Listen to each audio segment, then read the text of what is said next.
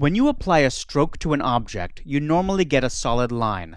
For example, I'll select this object and zoom in to 200% by pressing Command 2 on the Mac or Control 2 on Windows, and then I'll increase its stroke width in the control panel. Let's give it maybe a 6-point line, make it something thick. It's a solid black line, but of course we could go to the Swatches panel and change the stroke to any color we want. I'll leave it set to black for right now. If we don't want it to be a solid line, we could go to the Control panel and change the stroke style to thick, thin, something like that. We can also change this in the Stroke panel. The Stroke panel gives us the option of changing the stroke type.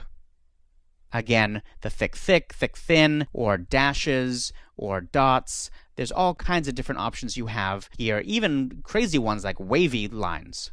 But what if none of these dashes do it for you? What if you want, say, a really long dash and a really short gap in between? Well, InDesign lets you create your own stroke styles by going to the Stroke panel flyout menu and choosing Stroke Styles.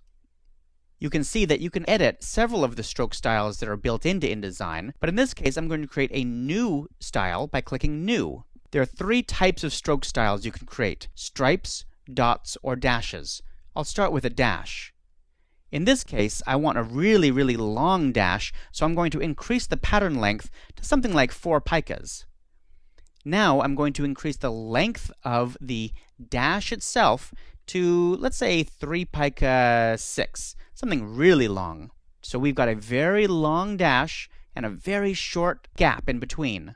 You can even control things like the end cap. Right now we have a very small square edge on the end of each of these dashes. We can change this to a round cap, for example, but it looks like they're almost bumping into each other, so we better decrease the gap here. It's really helpful having this preview down at the bottom. Great, now I'm going to click the Add button to add it to my list of stroke styles without closing this dialog box, and I'm going to create a new stroke style. This one is going to be Stripe.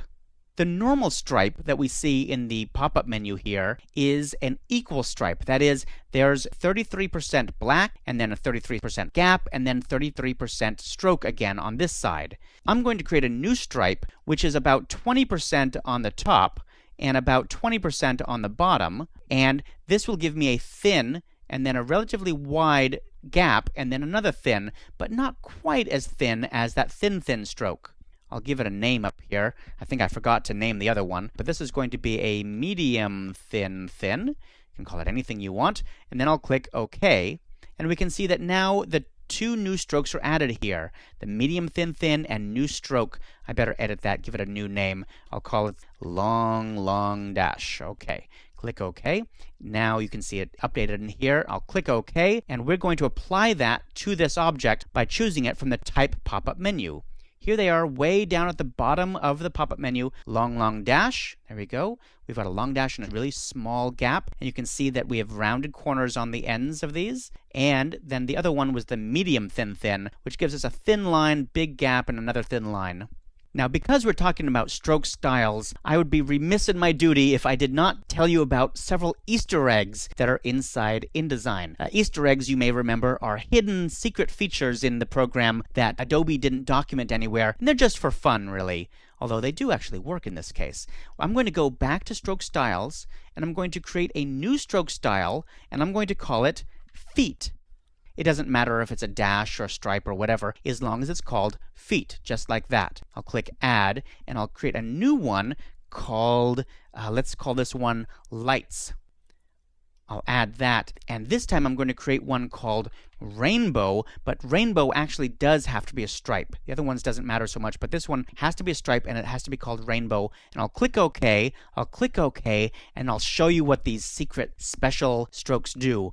I have this object selected. I'll go to the Type pop-up menu in the Stroke panel, or I could do this from the Control panel as well, and I'll choose Rainbow, and you'll see that we now have a rainbow stroke. Let's make this even thicker so we can really see that rainbow well. A great, amazing secret feature built into InDesign, and yes, that really will print. It's quite amazing. Let's go to the Control panel this time and choose a different one. How about Feet? Look at that, little feet walking around my object. It's kind of silly, but I don't know, maybe you have a trekking magazine and you want to use feet, so there you go. It could work for you.